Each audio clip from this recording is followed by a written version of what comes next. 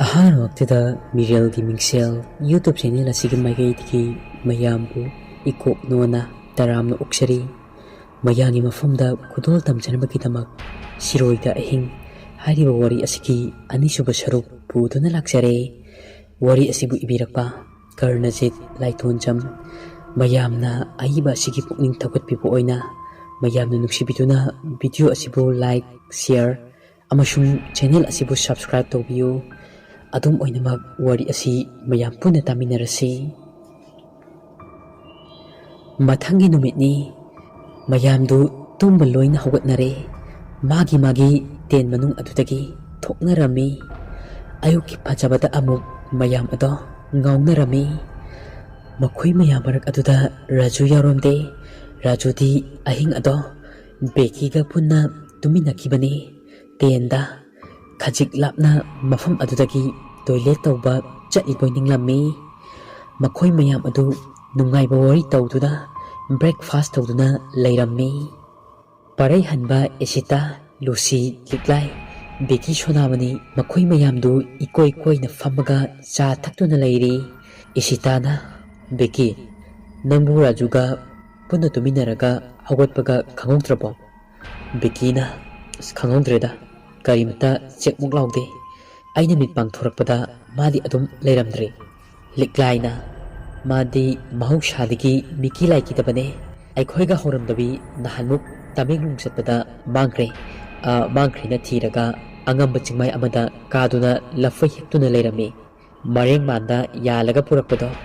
ꯃꯥꯗꯤꯅꯦ ꯍꯥꯏꯔꯝꯗꯅ ꯇꯥꯛꯂꯝꯗꯅ ꯆꯠꯄ ꯌꯥꯝꯅ ꯍꯩꯕꯅꯤ꯫ ꯁꯣꯏꯗꯅ ꯆꯠꯂꯝꯒꯅꯤ." ꯁꯣꯅꯥꯃꯅꯤꯅ ꯑꯃꯨꯛ ꯍꯥꯏꯔꯛꯏ꯫ "ꯑꯗꯨꯕꯨꯕ ꯁꯤꯗ ꯆꯠꯀꯅꯤ ꯍꯥꯏꯔꯝꯕꯗꯤ ꯇꯥꯛꯂꯝꯕꯗꯤ ꯐꯕꯅꯤ꯫ ꯃꯊꯟꯇ ꯐꯅ ꯆꯠꯅꯤꯡꯂꯕꯁꯨ ꯑꯩꯈꯣꯏꯒꯤ ꯃꯔꯛꯇꯒꯤ ꯑꯃ ꯍꯧꯗꯣꯛꯂꯒ ꯆꯠꯂꯝꯕꯗꯤ ꯐꯔꯣꯏꯗ꯭ꯔꯣ? ꯆꯤꯡꯃꯥꯏ ꯑꯁꯤꯗꯕꯨ ꯍꯦꯔꯣꯒ ꯌꯥꯝꯅ ꯁꯥꯏ." ꯂꯨꯁꯤ ꯑꯗꯨ ꯃꯈꯣꯏꯅ ꯉꯥꯡꯅꯔꯤꯕꯁꯤꯡ ꯑꯗꯨ ꯇꯥꯕꯗ ꯃꯍꯥꯛꯁꯨ ꯂꯩꯐꯝ ꯇꯧꯐꯝ ꯑꯃ ꯏꯈꯪ ꯈꯪꯂꯝꯗꯦ꯫ ꯑꯗꯨꯕꯨ ꯂꯨꯁꯤ ꯋꯥꯈꯜ ꯌꯥꯝꯅ ꯂꯥꯡꯇꯛꯅꯔꯝꯃꯤ꯫ ꯀꯗꯥꯏ ꯐꯥꯎꯕ ꯆꯠꯈ꯭ꯔꯕꯖꯥꯠꯅꯣ ꯍꯥꯏꯅꯁꯨ ꯈꯜꯂꯝꯃꯤ꯫ ꯃꯈꯣꯏꯅ ꯂꯩꯔꯤꯕ ꯃꯐꯝ ꯑꯁꯤꯗꯒꯤ ꯅꯣꯡꯄꯣꯛ ꯄꯥꯡꯅ ꯆꯠꯂꯒ ꯏꯁꯤꯡ ꯆꯥꯏꯕꯤ ꯃꯆꯥ ꯑꯃꯁꯨ ꯂꯩ꯫ ꯑꯗꯨꯒ ꯍꯦꯛ ꯇꯥꯏꯅꯕꯗ ꯂꯣꯛꯆꯥꯎ ꯑꯃ ꯁꯥꯀꯩ ꯂꯩ ꯍꯥꯏꯗꯨꯅ ꯃꯤ ꯀꯌꯥ ꯆꯪꯅꯗꯕ ꯃꯐꯝ ꯑꯃꯁꯨ ꯂꯩꯔꯤꯕꯅꯤ꯫ ꯂꯨꯁꯤꯗꯨ ꯃꯁꯥꯗ ꯄꯥꯈꯠꯄ ꯑꯃꯁꯨ ꯐꯥꯎꯔꯝꯃꯤ꯫ ꯐꯅ ꯀꯨꯏꯅ ꯑꯌꯨꯛꯀꯤ ꯄꯨꯡ 12 ꯇꯥꯒꯗꯧꯔ ꯐꯥꯎꯕ ꯀꯩꯁꯨ ꯈꯜꯂꯝꯗꯕꯅꯤ꯫ ꯀꯩꯁꯨ ꯈꯜꯂꯝꯗꯕ ꯃꯈꯣꯏꯁꯤꯡ ꯑꯗꯣ ꯔꯥꯖꯨꯅ ꯍꯜꯂꯛꯃꯟꯗꯕ ꯑꯗꯨꯗ ꯅꯨꯡꯁꯥ ꯊꯤꯕ ꯍꯧꯔꯛꯂꯝꯃꯤ꯫ ꯆꯤꯡ ꯑꯗꯨꯗꯒꯤ ꯀꯨꯝꯊꯔꯛꯂꯒ ꯑꯍꯤꯡ ꯑꯃ ꯎꯈ꯭ꯔꯨꯜꯗ ꯂꯦꯛꯂꯝꯂꯒ ꯃꯊꯪꯒꯤ ꯅꯨꯃꯤꯠꯇ ꯌꯨꯝ ꯍꯟꯕꯒꯤ ꯄ꯭ꯂꯥꯟꯅꯤ꯫ ꯑꯗꯨꯕꯨ ꯄ꯭ꯂꯥꯟ ꯑꯗꯣ ꯆꯠꯅꯕ ꯌꯥꯔꯣꯏꯗꯧꯔꯤ꯫ ꯔꯥꯖꯨ ꯍꯜꯂꯛꯇꯕꯅ ꯃꯔꯝ ꯑꯣꯏꯔꯒ ꯂꯨꯁꯤꯅ, "ꯃꯍꯥꯛ ꯑꯁꯨꯝ ꯉꯥꯏꯗꯨꯅ ꯂꯩꯔꯕꯗꯤ ꯌꯥꯔꯣꯏ꯫ ꯑꯩꯅ ꯁꯨꯝ ꯈꯟꯕꯗ ꯂꯝꯕꯤ ꯍꯪꯅꯔꯝꯕꯁꯨ ꯌꯥꯏꯌꯦ꯫ ꯑꯗꯨꯅ ꯃꯐꯝꯁꯤꯗ ꯗꯥ ꯕꯦꯀꯤ, ꯏꯇꯥ ꯏꯁꯤꯇꯥ, ꯅꯈꯣꯏ ꯃꯆꯤ ꯂꯦꯡꯉꯝꯒꯅꯨ꯫ ꯑꯗꯨꯒ ꯏꯇꯥ ꯂꯤꯛꯂꯥꯏꯒ ꯑꯩꯒ ꯁꯣꯅꯥꯃꯅꯤꯒ ꯑꯩꯈꯣꯏ ꯔꯥꯖꯨꯕꯨ ꯊꯤꯕ ꯆꯠꯂꯨꯒꯦ꯫ ꯗꯥ ꯄꯔꯩꯍꯟꯕ, ꯅꯪꯁꯨ ꯄꯨꯟꯅ ꯂꯩꯔꯝꯃꯨꯀꯣ ꯃꯐꯝ ꯑꯁꯤꯗ." ꯄꯔꯩꯍꯟꯕꯅ, "ꯍꯣꯏ, ꯑꯩꯈꯣꯏ ꯂꯩꯍꯧꯔꯒꯦ꯫ ꯑꯗꯣ ꯔꯥꯖꯨꯗꯣ ꯃꯣꯕꯥꯏꯜꯁꯨ ꯌꯥꯎꯈ꯭ꯔꯤꯕꯅꯦ꯫ ꯃꯉꯣꯟꯗ ꯐꯣꯟ ꯇꯧꯕꯁꯨ ꯑꯃꯠꯇ ꯆꯠꯇꯦ꯫ ꯀꯩꯅꯣꯕ ꯃꯥꯅ ꯇꯧꯔꯤꯁꯦ? ꯁꯤ ꯌꯧꯔꯗꯤ ꯒ꯭ꯌꯥꯟꯒ ꯑꯃꯠꯇ ꯇꯥꯁꯤꯜꯂꯛꯇ꯭ꯔꯦ." ꯂꯤꯛꯂꯥꯏꯅ, "ꯁꯨꯝ ꯃꯥ ꯂꯥꯛꯄ ꯉꯥꯏ ꯂꯩꯔꯗꯤ ꯌꯥꯔꯣꯏꯌꯦ꯫ ꯃꯇꯝꯁꯦ ꯁꯨꯝ ꯊꯦꯡꯖꯤꯜꯂꯛꯂꯦ꯫ ꯃꯌꯥꯝ ꯃꯐꯝ ꯑꯁꯤꯗ ꯆꯦꯛꯁꯤꯟꯅ ꯂꯩꯔꯝꯃꯣ." ꯕꯤꯀꯤꯅ, "ꯑꯩꯈꯣꯏ ꯂꯦꯡꯗꯅ ꯂꯩꯔꯝꯃꯒꯦ꯫ ꯃꯥꯕꯨ ꯐꯪꯅꯕ ꯊꯤꯔꯛꯑꯣ꯫ ꯐꯪꯁꯅꯨ, ꯃꯅꯥ ꯑꯅꯤꯗꯣ ꯂꯩꯊꯠꯀꯦ꯫ ꯍꯥꯏꯔꯝꯗꯅ ꯆꯠꯄꯒꯤ ꯃꯤ ꯋꯥꯍꯟꯕ, ꯃꯤ ꯑꯣꯠꯄꯗꯣ." ꯁꯣꯅꯥꯃꯅꯤꯅ ꯑꯃꯨꯛ, "ꯂꯥꯛꯑꯣ, ꯆꯠꯅꯕ ꯇꯧꯔꯁꯦ꯫ ꯅꯨꯃꯤꯠꯁꯦ ꯇꯥꯈꯤꯕꯅ ꯍꯥꯜꯂꯒꯅꯤ." ꯑꯁꯨꯝꯅ ꯃꯈꯣꯏ ꯑꯍꯨꯝ ꯌꯥꯝꯅ ꯊꯋꯥꯏ ꯋꯥꯅ ꯂꯩꯍꯧꯏ꯫ ꯊꯕꯛ ꯈꯨꯗꯤꯡꯃꯛꯇ ꯃꯥꯌꯣꯛ ꯌꯥꯕꯤ, ꯊꯧꯅꯥ ꯂꯩꯕꯤ ꯂꯤꯛꯂꯥꯏꯅꯤ꯫ ꯂꯨꯁꯤꯅ ꯃꯥꯡ ꯊꯥꯔꯤ꯫ ꯁꯣꯅꯥꯃꯅꯤ ꯑꯃꯗꯤ ꯂꯤꯛꯂꯥꯏꯅ ꯇꯨꯡ ꯊꯪꯂꯤ꯫ ꯂꯨꯁꯤꯁꯨ ꯃꯥꯒꯤ ꯀꯦꯔꯤꯌꯔꯗ ꯆꯍꯤ 5 ꯍꯦꯜꯂꯛꯂꯦ꯫ ꯒꯥꯏꯗ ꯑꯣꯏꯅ ꯎꯈ꯭ꯔꯨꯜ ꯑꯁꯤꯗ ꯇꯧꯔꯛꯂꯤꯕ ꯑꯁꯦ ꯑꯃꯗꯤ ꯇ꯭ꯔꯦꯀꯔꯁꯤꯡꯕꯨ ꯒꯥꯏꯗ ꯑꯣꯏꯅ ꯉꯥꯛ ꯁꯦꯟꯗꯨꯅ ꯃꯈꯣꯏꯕꯨ ꯇꯦꯛꯇ ꯀꯥꯏꯗꯕ ꯈꯣꯡꯆꯠ ꯑꯃꯒꯤ ꯈꯣꯡꯂꯣꯏ ꯑꯣꯏꯗꯨꯅ ꯃꯈꯣꯏꯕꯨ ꯑꯃꯨꯛ ꯃꯈꯣꯏꯒꯤ ꯌꯨꯝꯗ ꯀꯥꯎꯉꯝꯗ꯭ꯔꯕ ꯈꯨꯗꯣꯜ ꯀꯌꯥ ꯑꯃꯒ ꯂꯣꯏꯅꯗꯨꯅ ꯃꯌꯨꯝꯗ ꯍꯜꯍꯟꯈꯤꯕ ꯉꯥꯛꯇꯅꯤ꯫ ꯂꯨꯁꯤꯗꯨ ꯋꯥꯈꯜ ꯏꯅꯨꯡ ꯅꯨꯡꯉꯥꯏꯔꯝꯗꯦ꯫ ꯋꯥꯈꯜ ꯃꯌꯥꯝ ꯑꯃ khana khana loiba naitraba singsangna pom aduda asangba napi awangba payam amashu haure isuk sukpa kariguba umang oi kai oi isong songadana upal kaya amashu haure asigumlaba chingman asigi akoiba marak asida rajubu fangnaba thibana Lucy ki amat ngairaba pandam oirami Lucy guide ni guide ama oibagi chatliba trip asigi magi chawraba responsibility lay bakhoi ahumna ado walan amata ngangnaramde asuk chawba chingsangna pom asida rajuna chatlam doribase kadaida no khalubada khanfam ama khanglamde makhoina asumna lakpada ising chaibi leiriba mafum aduda laklammi mafum adu yobada nungthil ki pung ani dare adubu mafam aduda koyeng yengpada kanashu leibadi urabde makhoi ahum khak natana kaidabu chatlamgadoribano mapukningda khalai numichu asum nungchu makai panglai aigma nungsichu chitpa horakle nungsagi mayaksu patharakle makhoi loinamak ingba faurammi Lucy do mayam adudagi mana hena nungairamde mapukningda guide am oiraga rajubu thiba fangdaba ase guide ama oibagi matik chadri haiduna masa matanta khanjarambi lehoriba makhoi ahumdusu mapukning warambi rajudu thiba phanglaga punna hanminaraklabadi haiduna khalambi makhoi ahumna chatkiba maikai adu yengduna adumak leiri rajubu thiba chatkiba makhoi ahum adusu chingmai lana lakpagi masa ada choktharabi numichu tasilakpagi maram oina makhoi kem oiriba mafam aduda amuk halaklambi makhoi ahumna halakpa ubada chinchilai lairamliba ahum adusu adubu rajudi yaugduba aduda makhoi sing adu mathwai nungairamde bikina hairai kamai tawne akhoidi ma thiba fangdribase yumda hanba yaroi tori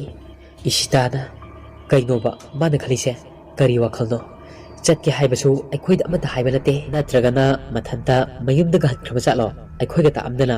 tuminaga amuk chatlamdana ko shona manina adumadi oithoktabane punna lakminaraga mathanta hankhiba haibado liklaina amuk hairai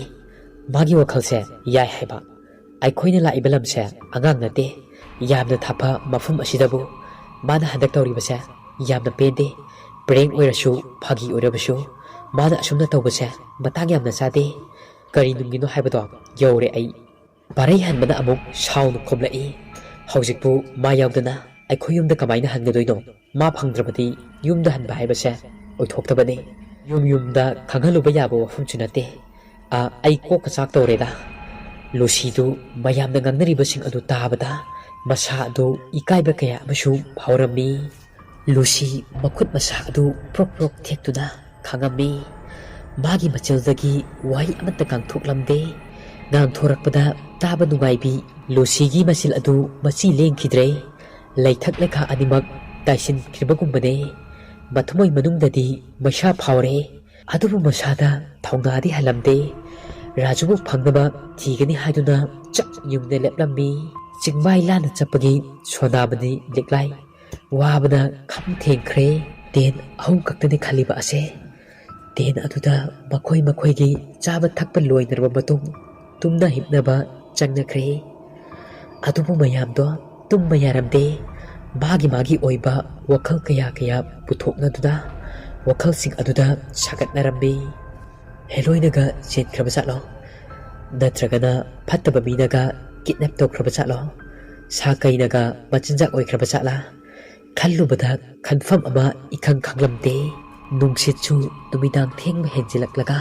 sitpasu khongjin yangsilaklambi kanasu maithiba piba ngamlaroi haibagi matagum nungsitchu leptana sitambe Lucy di tumba yaramde yawoduna khanglambe Lucy mathamoida khalle ipung raju nangpu kaitana chatlaba atubu ipung nangmu phangnaba nachalna soidana thigani ipung nangi khungul soidana lirakani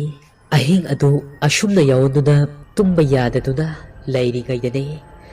nupi amagi khonjalda chingmai amadagi khonthang yaina isai saglakpa adu nungsit adusu sitpa lepa nate o jingtai manjingla tara Azata Saklin Ganaya O Saklin Ganaya Nabana Batko Lobaya Jingtai Mansingla Tek Matai Paningtha Hayahe O Ajak Mathaya Kauruway Sangkhom Ngapaya Kauruway Sangkhom Ngabaya Nabana Batko Lobaya Kabolang Maring Aina Sai Saiting Pung Bahayo He Nabana Batko Lobaya Kabolang Maring Aina Sai Saiting Pung Habayo He Ngachansi Azata Thaye Jingkham Sumilo He Kabolang Thai Kakhui Miga Asumna isay adu yamna nungsina menglaba khonjel aduna isay saklaba tarabada Lucy masado humangna pungchot chotle mangonda clue amadi fangle madudi Raju adu lai okngakre lamlai mana chenuna pure haiba ase khanglammi Lucy ahing adu tumba yaramde nongan ba ngaiduna wana khanglammi amam ngal sinarakba adwaidane Lucy adu hogatle tumliba mayamsing aduchu tapna tapna amamtang oina tapli hogoknare aduga Lucy na makhoida wafum khara hairaklammi Lucy na hairibadu tabada makhoi mayam adu angakpa ama faurami masa masada akiba kaya amashu fauribane liklain amuk makha tarai phare ita na hairiba ado aikhoi yarage Ita na haiba ahal adugi manakta chatlurase aduga ita ngasigi numit asida Rajubu phangnaba thinaba hotnase parai hanbana amuk hairai lao adudi mayam aikhoi jingkhong yongdaba kumtharase khonglei khara thurase isita na amuk hairai aikhoi gi anoba mission haurase mission Rajubu phangnaba thirase Bekina lao Chatnaba tawrase mayam ay mang tharage asum tawduna makhoi taruk ado makhoina leiriba mafum adudagi singkhong tamna jingdol adudagi kumthaba horakle phana ngallingaidagi kumtharakbane singkhong yobada pung 10 tare makhoina pak tawriba parking aduda laklaga makhoina tawngakliba gari achauba aduda tongkatle aduga Lucy na haikiba wafam gitung inna Gari adu khaurei khun tamna gari adu thorakle pung amagi matungda makhoina thorakliba gari adu panthung pham yaure khaurei khun ukhulda leiba khwaidagi liraba khul amani khun asida khaurei jatina khunda leitaduna leirammi mafam asiga hek tainabada mapau khul haiduna amushu lei khaurei haiba khaurei jatina namna taba khul asida laitingi maramda yamna khang haibi ahalgi matam oirabi hanubi ama leirammi hanubi adudagi Rajubu thiba fangnaba mateng loba laklibane Lucy na ukhulda poklambana magi khangja haijaba aduna maram oiraga yamna lapna hanubi sigi mateng loba laklibane ahal adugi yum adugi thongal yoksilakle yum adugi thongjin adu kansilakpadane Iroi machi kaya amashu theli ariba matamgi yung kusane shariba ado imung adutagi nupi macha amashu thoglak lami adubu makhoi gi marolda ahal adubu amukta unajege haiduna hairammi nupi macha aduna nakhoi anitang changao ataina mapalda phamlamo hairai hanubi aduna lairiba ka shomda liklaiga Lucyga changkhre Shonamani Beki parai hanba isita mapalda phamduna ngaihawi nupi macha adugi tung induna Lucy gi liklaiga changkhre ahalgi matam oirabi hanubi adu phungka amagi manakta phamduna mai tektuna leirammi hanubi adubu hek uba maktada Lucyna khoiramjai hanubi aduna makhoi anibu ubada haifet michina yenglaga khoirom momon minok tawraga ashumna hairai Icha khoi lamchang lakgi yamna waram lagani ching kabaga ahing tumdabaga wakhal langtaknabaga nasa pumba ado loina choktaramlagani se ising se thakchillu hanubi aduna chapu amagi manungdagi nunggi tekot anida ising khajik khajik hapaga pithai ising adu thaklubadagi masasing ado nena tarambi hanubi aduna amuk makha tarai isu khoina napen aigi nakta lakpabu kari haininge kari leipake hairao naben aina isu singi mateng soidana pange Lucina amuk hairai ibet nasu aikhoina laklibase ibengi mafamdagi mateng ni balakpani aikhoi taret punna nahandagi siroi singda kabalakpani adubu ngarang nongalakpada aikhoi punna lakminaba ibung ama mafum khangtana mangkhre aduna ibena ibung adubu fangnaba thibiyo hanubi aduna amuk makha tarai inga thana horakpa kalen thana loikiba asigumloba inga thagi kasong timarawon siroi lilina leisa tamba matam singkaroi kayana lakpa matamda siroi kasong asibu koliba lairembi filavana chingkaba lakpa singkaroi singbu mana puningba maikai chatningba maikai suklaba umang manungda mi kaya ama puduna koichet chatli lairembi adugi misum langda thuraba taibangban kaukthokduna tonganba sangsar amada tahduna lairibane liklaina marak thatlaga hairai adudi ibena aikhoigi maru ado lairembi philabana pukraba chatla nate isu ai adumaksu haiba ngamde iben amukta lai khoiramlaga yengkhige Lucina amuk hairai ato iben lairembi philaba se karigino asu marang hauribase maram atu hana haipiyu hanubi aduna amuk tapna hairai iben haike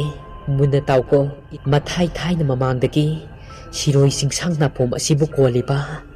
lairembi sakchuda watabi phajabagi mapa leitrabi lairembi tauge tangambi mathauna marong leibi lairembi philabani haki nungsina jaba lai nupa ama leirammi mamingna shalung kaurami shalung hariba lai nupa se iroisu onba ngami lai atopa amagi khutta matwai maghirambi philaba magi nupa hek leikhidabadagi taibang miram lenda taibang mioi baga naksinaba totna tinaba pamba horaklami taibang mioi basing maru oina pakhang inkhalakpa nupa singmu pamba horaklami magi nupa oininglaklammi nupa amnasu magi apambadi khak kaidongmungda ningba thunglamde haigum laigum patthati haiduna khalami maram asina nupa kaya ama makiba kaya amashu yaukhirabi mayam changduna thirubada lokungda umang wamangda mawong maril tadana angawbagum mirol miri tadana lairamba kaya amashu thengnakiba yaurabani nakhoina mafam aduda chatpada ihanana chingkawada nakhoina chanaba thaknaba purakliba sing ado zadringaida ihan hana mafam aduda leiriba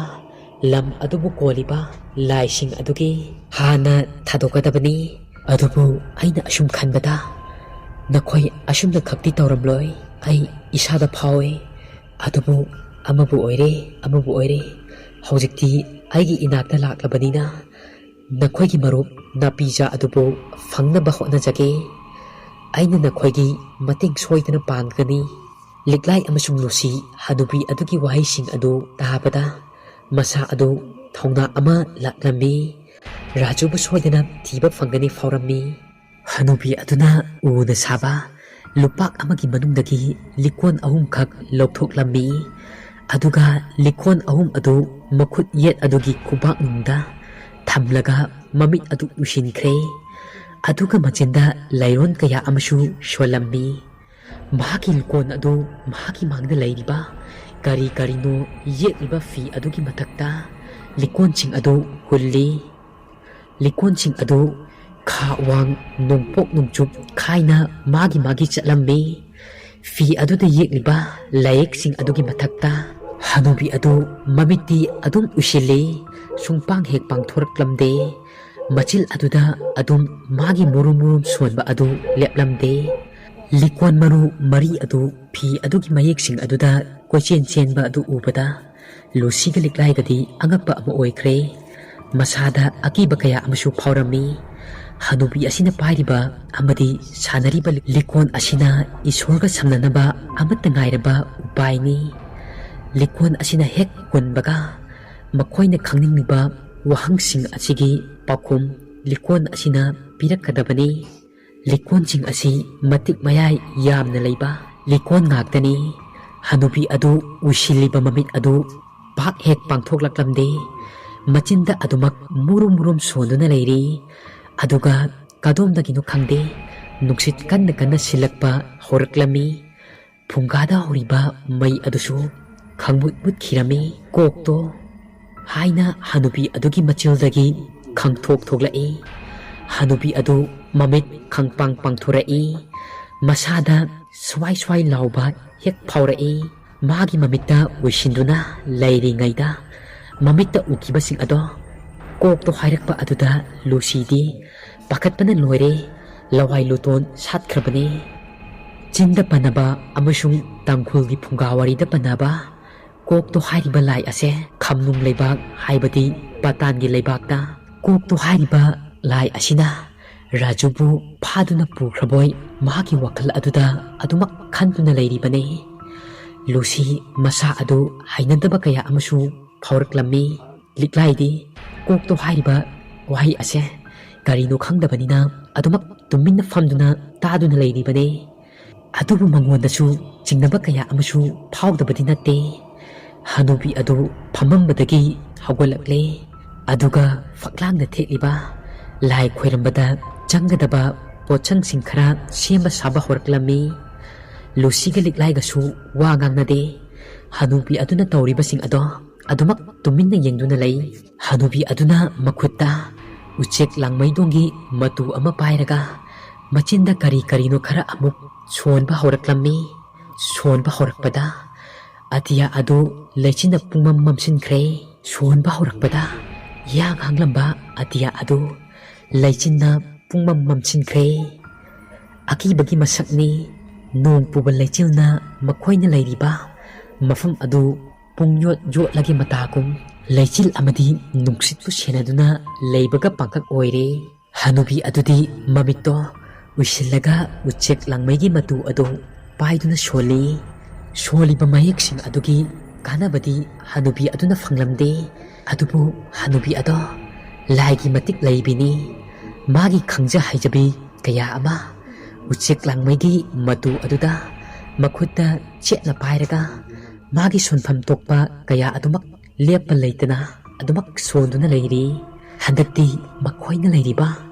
phunga adu mai brang launa chakalai sagai mathakta leiriba sing ado